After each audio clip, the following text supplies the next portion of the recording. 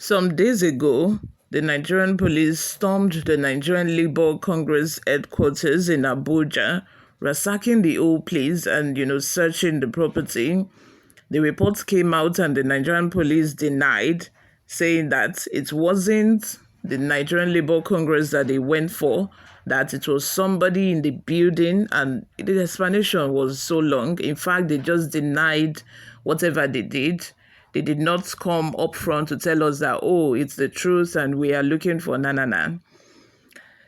Then a few days later, yesterday, we discovered that Ajaero has been picked up by Efcc and is being accused of financing terrorism. The reasons is going to shock you.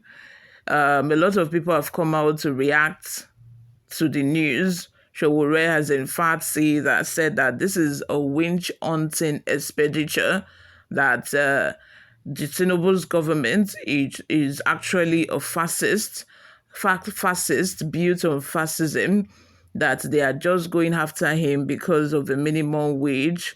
Who knows that? But we are going to, dive right in and look at all of the facts presented in front of us and react to it all. But before we do that, if you haven't subscribed to this channel or this is your first time here, guys, go and subscribe. Like this video also. Leave your opinions in the comment section. Let's rub minds and share ideas as well. Nigerian police uncovered documents linking suspected terrorists to NLC property. First of all, I would like to say that even if a terrorist was linked to the building, we all know for sure that it's not Ajaero that started NLC. He's not the first president of the Nigerian Labour Congress. So he definitely did not acquire that building. So what's the connection? The connection should be to NLC itself and not to the person leading it. In fact, if they actually want to do their investigation, I think they should go way back to when the property was bought. But what do I know? Let's proceed.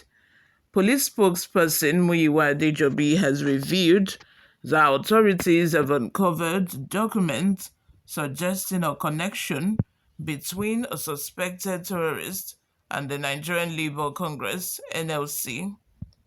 While he emphasized that there is no claim that the NLC knowingly sheltered a terrorist, he pointed out that the individual in question had been residing in a property owned by the NLC. Adejobi stressed the seriousness of the matter, urging the Labour community to consider the sensitive intelligence the police have gathered on the suspects. He argued that if the NLC were aware of the depth of evidence collected, including documents that prove the individual poses a significant threat to both Nigeria and Africa, they would be less concerned about the police search of their secretariat. During an interview with Channels Television, Adejobi remarked, if the Labour community could see the intelligence we have on these individuals, there would be no debate about the search of their premises.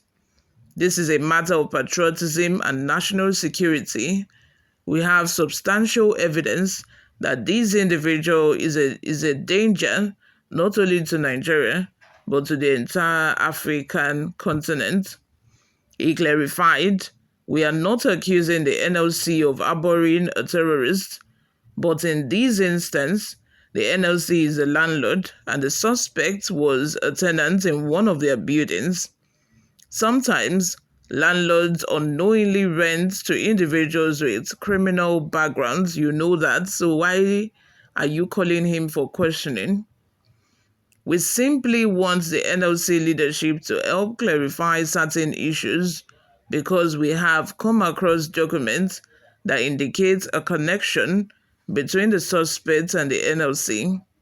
The suspect is not yet in custody, which is why we are withholding his name, but several arrests have already been made.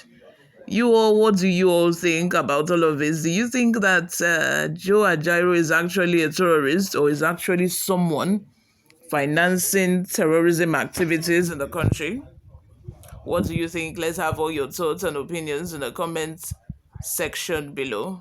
Before we go, let's take a look at some of the reactions we got online. Erickson says, "Stop this police shenanigan intelligence. Go and look for the real criminals tormenting our country instead of hiding under a cover to give dog a bad name so that you can be justified to hang it." Exactly what they are trying to do. So that at the end of the day, we are going to hear that he has been arrested and is involved in crime. So that way they have a good reason to prosecute him, arrest him, do whatever they want to do to him.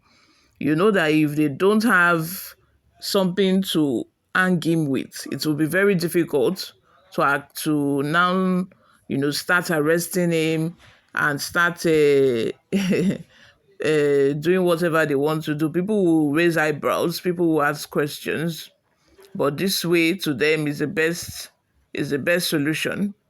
Nkiru Ensure, Nigerian police on a don start again. Fire go match fire this time. Name the terrorists now or forever keep quiet. Akoji says, "This one is too open. It's a cooked up story intended to silence NLC. NLC, ASU, and NAS should have taken up matters with government right from Buhari time, but they were playing. Now the devil himself is in charge." Anyway, who also knows the kind of bribe that Ajaero has collected from them? Because for him to have kept quiet those times during Buhari's regime up until now, even when they were busy increasing fuel price left, right, center, they were increasing it every year. We did not see any strike, nothing of that sort, not until they are trying to fight for minimum wage. You people, there are times when these unionists, they dine and wine with the devil. By the devil, I mean the people that they ought to be fighting against. And when it backfires, sometimes I think that, we should all just sit back and see what is going on. Because if he was actually being honest and did not collect any dime from these people, then justice would justice would have his way. Sonny Ezomo says, "Nigerian police are not the biggest fools in the country. Who is the biggest terrorist in Nigeria now except Tinubu? Tinubu, senators, chief justice are the ones that need to be arrested." Victor Okoronkwo says, "Nigerian police has become a tool in the hand of wicked leaders in the country. We are crying for hardship, and you people were busy trying to blackmail NLC leader because of strike. Shame on you people." Adoga says, "The police in their usual modus operandi is intimidating the NLC to fighting them into submission. The police is lying unless they release the documents. Why is Tinubu so repressive?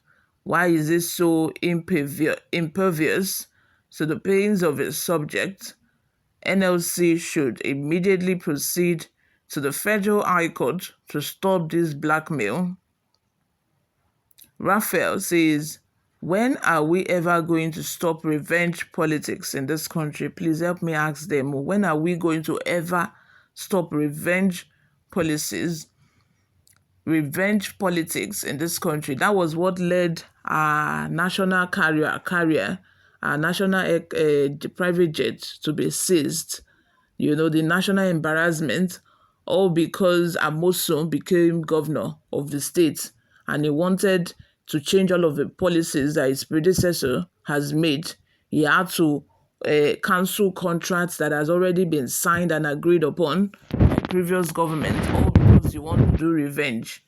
The same thing happening in Kano. When Ganduje left office, the next governor, he demolished structures that have already been, built using government funds, using government money, all because you want to do revenge politics. My brother, that's a very good question. When are we going to stop revenge politics in this country? Do me, I do you.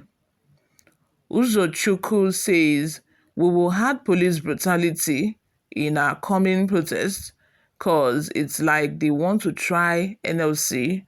Just look at bandits and Boko Haram plus kidnappers here and there. Police didn't show their action, but look at Ajaero that is fighting for the goodness of police and everyone in this country. They want to tamper with it." Okay. You all, thank you very much for always listening and watching. I will see you all in my next video. Bye for now.